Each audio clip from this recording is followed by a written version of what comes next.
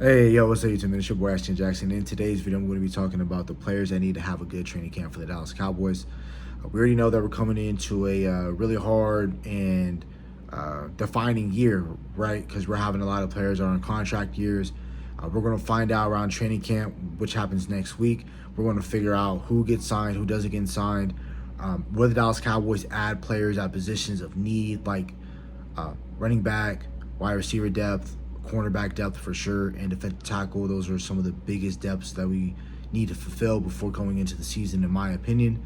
But again, I'm going to be talking about young players because we already know that we're a draft and develop team. We're going to be asking a lot from our rookies, our second-year players that didn't pan out in the 2023 draft class. We want them to figure out what their role is going to be. We're going to be depending on third-year players like Tyler Smith, Sam Williams, Jalen Tolbert, Deron Bland, Tyler Smith. We're going to be depending on those guys. And then all our regular season vets like Zach, Dak, CD, J. Lou, D-Law. We're going to be depending on those guys to get things done. Trayvon Diggs, vice versa, whatever, right? So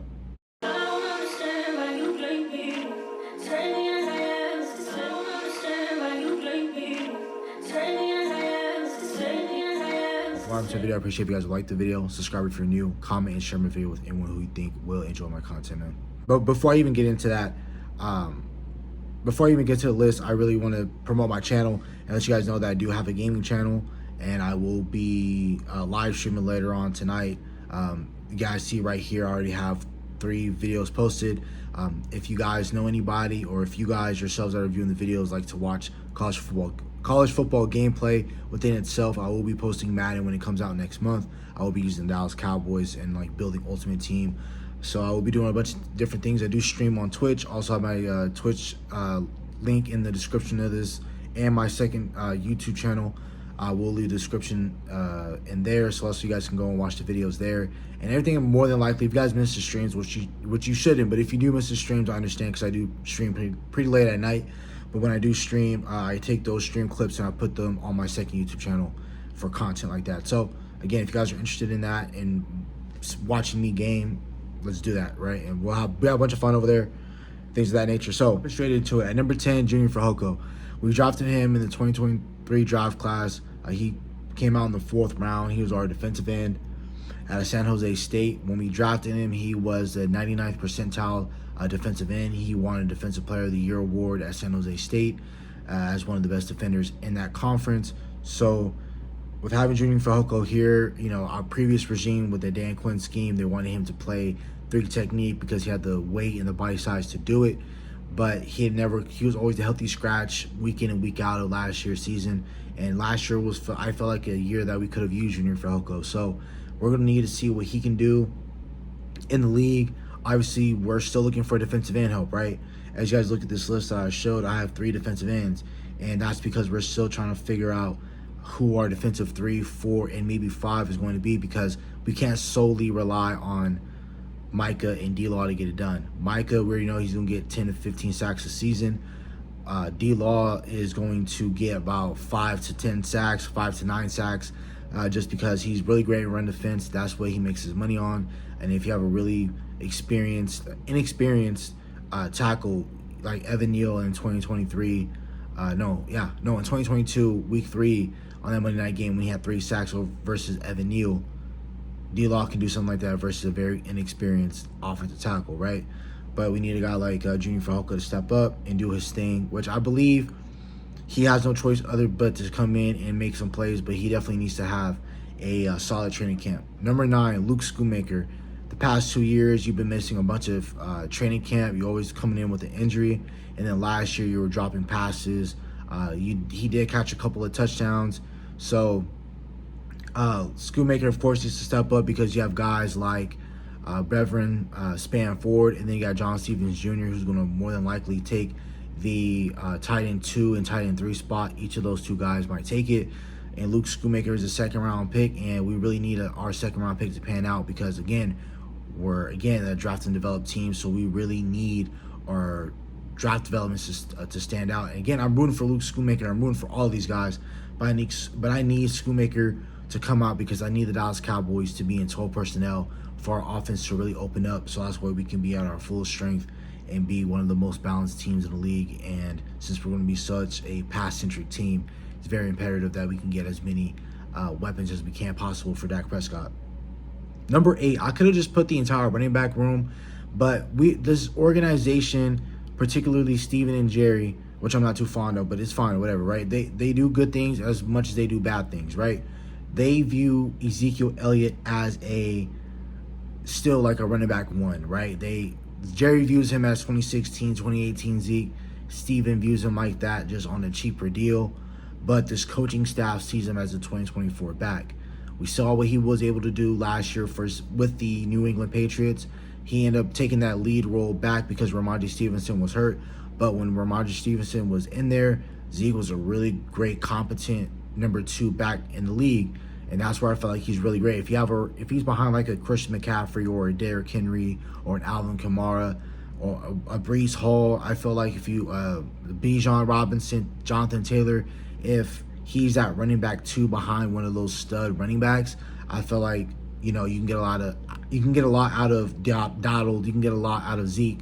So with that being said, we need a juice guy that can come in and that can work with between the 20s, and that as soon as they see a crease, they can take it, right? And I feel like Deuce can do that. He did that a lot at Kansas State. The only reason why he didn't get a whole lot of burn last year, I felt like, was because run scheme was bad. And then because a lot of people like to discriminate towards his height and feel like, oh, well, because he's only 5'8", 5'5", that they felt like he can't play football. What he was able to do at Kansas State, and he was running behind his former teammate, now current teammate, Cooper Beebe, and that offensive line that Kansas State had in 2022, Deuce Vaughn was a hell of a back coming out that year. So we need to respect him a lot, and I felt like if Deuce Vaughn was part of the McVay, Kyle Shanahan tree, I felt like they'll have hella fun with him. I feel like if he was with Ben Johnson right now with the Lions, Deuce Vaughn, I feel like he'll contribute. Same with the Niners, with Shanahan, Packers with LaFleur, Rams with McVay. Andy Reid will love to use a guy like Deuce Vaughn, so it's fine.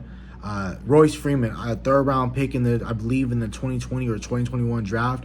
And when you're picked in the 3rd round, that means that you can play in this league. That means you had some sort of immense talent coming into this league. If you're drafted in the first 3 rounds, you are a talented individual. Just if you're drafted in general, because there's a lot of people who try to make the league and things of that nature. So it's very key that Royce Freeman comes in and he makes a statement, because I feel like if he can come in and lead this backfield, I feel like he can make himself a name in this league and potentially carve himself out a really nice career with the Dallas Cowboys and just a really nice NFL career. Plus, Royce Freeman does not have a lot of NFL tread on his tires, so he's still relatively young, right? So if we can have Royce Freeman come out of Oregon, he was the man in Oregon. I understand that is college, and we're talking about the big leagues, right? So we're going to figure it out. I feel like Royce Freeman is going to bring something to this room, and I feel like we're going to be fine, right?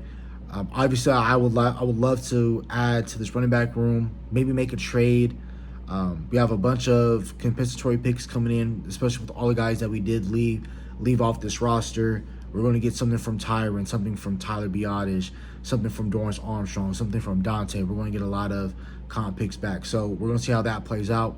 Number 7, Damone Clark at linebacker. The reason why I'm having him at number 7 is because I feel like he needs to have a good training camp, because if he does not show out, and let's say Maurice Littlefowl steps up, and let's say, this coaching staff already talks highly about a guy in Maurice Littlefowl. They already love how technical savvy he is, how much his IQ is really great, it's really high. He knows what everybody is doing.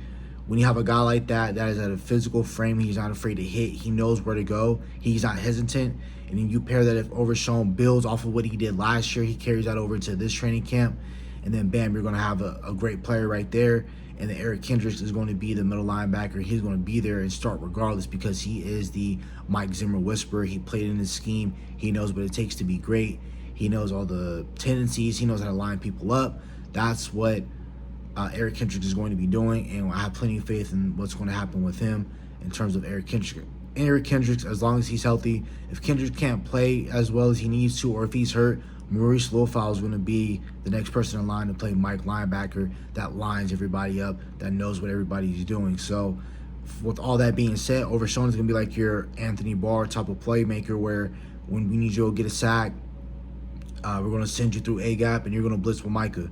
We want you to drop back in coverage and make an acrobatic pick or swat down or chase one of these Christian McCaffreys or chase one of these George Kittles out of the backfield, these Kyle Juszczyks. You're going to have to go and make that play, Overshown. So I feel like we're going to use Overshown and as a weapon, and I'm very excited to see what we do with Overshown. But again, if Damone Clark can't step up, he easily is going to get washed out. He's probably going to be your fourth best linebacker if he does not make any headway in training camp, in my opinion. Number 5, Trey Lance. There's a multitude of reasons why Trey Lance needs to have a good training camp. And one, I'm going to be talking about the product of the NFL. We need to see another really good quarterback out in this league play for another team, like possibly the Minnesota Vikings, possibly the Las Vegas Raiders. Whatever team that needs a quarterback. I'm trying to think about it right now off the top of my head. New England, if Drake May doesn't pan out, I think he will, but I'm just saying, just throwing out possibilities. The Giants, if the Giants don't feel comfortable with Daniel Jones and they want to pick up a guy like Trey Lance. What happens if Seattle isn't too comfortable with what they got the quarterback room and they want to go a different direction and they pick up Trey Lance? What happens if Trey Lance has a really great preseason, he balls out, and then he goes to the Seattle Seahawks with the wide receiver trio of Tyler Lockett, Jackson Smith and Jigba, DK Metcalf, and that offensive line. They got Christian Haynes out of Connecticut, was a really great interior offensive line. You have Abe Lucas at right tackle, Charles Cross at left tackle. You have a bunch of Kenneth Walker, you got Zach Charbonnet, you got a bunch of weapons on that team. The Steelers, if they're not comfortable with Fields, if they're not comfortable with Russell Wilson, and they really like what Trey Lance did in the preseason, Trey Lance can go start for another team. And the reason why I say I want him to be good as for the NFL product is, like I said, Trey Lance had the opportunity, and I understand where Trey Lance is because I've seen it and I've heard it a bunch of times. It is very tough when you're a 20-year-old who hasn't played a whole lot of football, and when you did play football, you were really good at it, and you were playing at a very small-time school at North Dakota State, right? I know that's where Hunter Lepke, Carson Wentz came out of, but Trey Lance came from that era, came from that regime of, North Dakota State. So Trey Lance didn't have a whole lot of passing attempts and everything like that. Cooper Rush threw for more passes, and he's throwing more college passes than Trey Lance has thrown pro passes, right? So we need him to ball out just to push the NFL product out, so that's what everyone can be like, look at this guy who's a former 3rd overall pick. Yeah, drafted to a very prestigious and historic franchise. Didn't pan out. He lost his starting job. He got injured. Went to another team. Sat behind a really good quarterback. Developed. Went to another team. His 3rd team in about 5 years. He went out. He started. Now he's on that team and playing for that team for the rest of his career. That's like a storybook ending. That is something that people make dreams of, right? Again, you were the former 3rd overall pick. You played for a prestigious team. And when they drafted you in that season, that 2021 season, 2 seasons prior to that, they were in the Super Bowl, and they were expecting you to win it. You didn't get it done, and I felt like if he can have a really good preseason, string together a really good training camp film, he has really great not training camp film, but also preseason games. See, if he puts together 3 really, really good preseason games, like how Will Grier did that last preseason game versus the Raiders, like if he does something like that this season, he's going to hit the open market. He's going to get himself a bag. It's more than him just trying to, quote-unquote, take the quarterback spot, because I don't think he's going to replace Dak Prescott, because I do believe Dak Prescott will get a contract extension. So we're going to find out, but I felt like if Trey Lance does really, really good in preseason, and this is another scenario, right? He does really, really good in preseason, somebody's quarterback go down, or this team knows we're going to the playoffs, but that one position that can hold them back from playing and going deep in the playoffs is quarterback, and they feel like Trey Lance can come in and have a perfect scheme and offense to get him going. Trey Lance can be the definite guy, and we can get draft compensation. So it's all 3 things. Just for him to stay in the league, he needs to have a really good training camp and needs to have a really good preseason. Just for his self-confidence by itself. To push the NFL product, we want to have more inspirational stories at the quarterback position, because there's a lot of quarterbacks around the world that want to play in the NFL. And 3rd, Dallas Cowboys going to get compensated for how well he does in training camp and preseason, because if it catches some team's eye or GM's eye, we get draft compensation that can help out round out this roster, right? Since we don't like participating in free agency. Number 4, Jalen Tolbert. We need a true wide receiver 3. We need somebody that can replace Michael Gallup. And that's what Jalen Tolbert did basically last year. When we knew that Michael Gallup couldn't get going, we had Jalen Tolbert come in and take most of his snaps. I think it was after that Chargers game, which was a big eye-opener for this team to finally recognize that Michael Gallup couldn't get it going, which it's not Michael Gallup's fault. It's just his body. His body didn't respond well.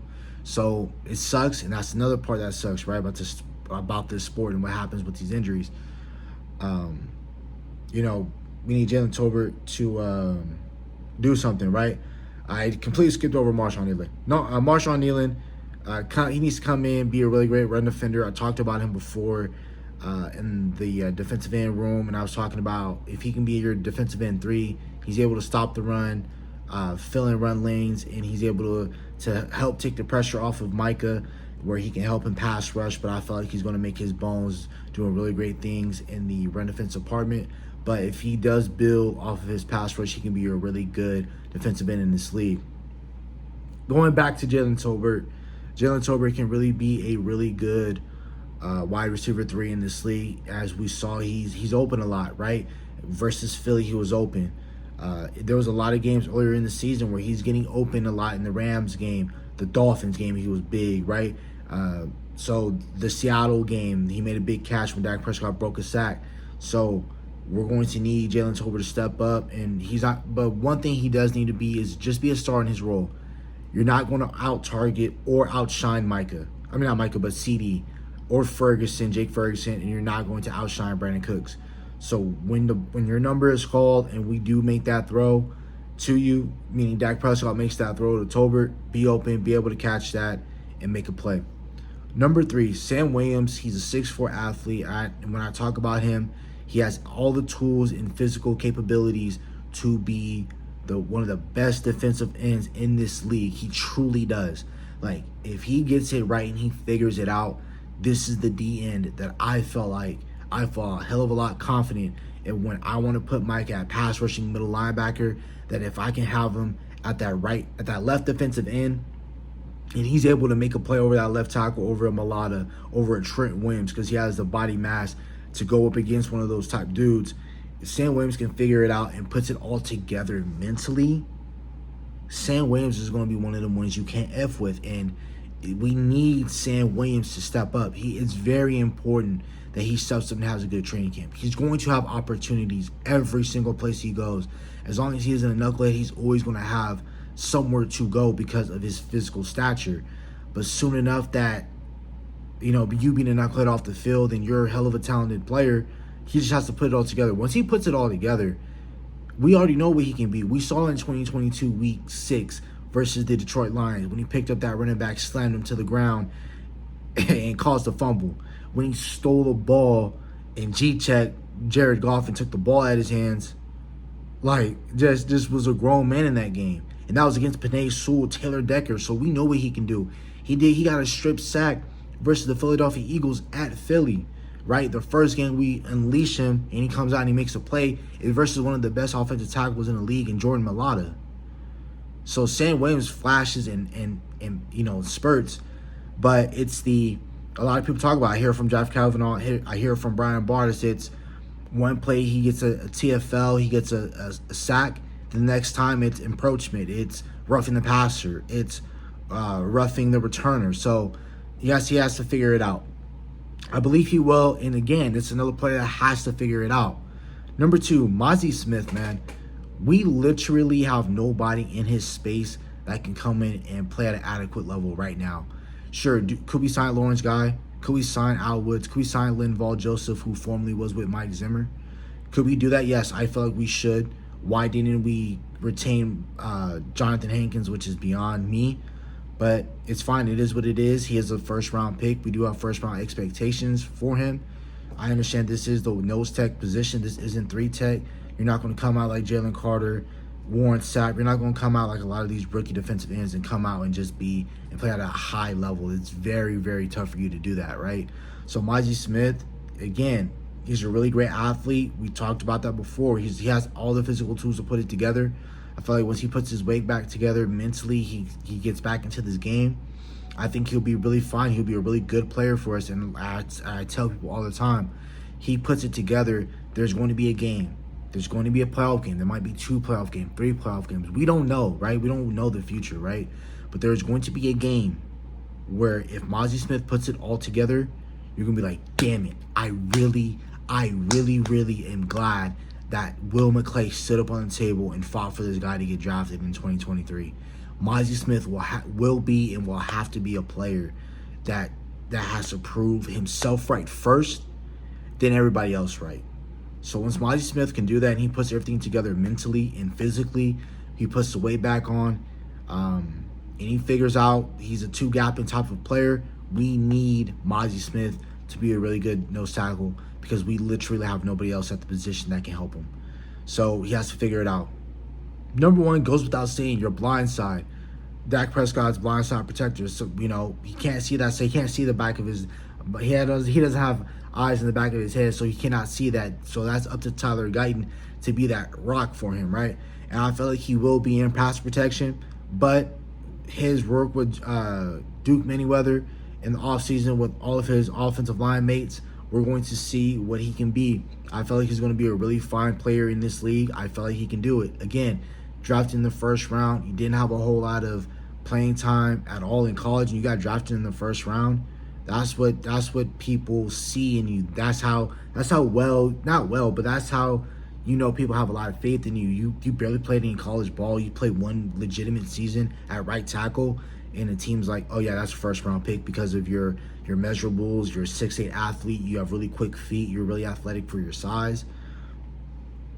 Tyler Guyton has to go out. He has to prove something. You're a first round pick. You have that first round status to you. But not only do you have that first round status to you, you have that first round Travis Frederick, all-pro, really great offensive lineman. Zach Martin, Hall of Famer, all-pro guard, was able to play basically all 5 positions out in Notre Dame, is a Hall of Fame player. And then also you look at it, Tyler Smith, he's well in his all-pro in his 2nd year, all-rookie left tackle in his 1st year.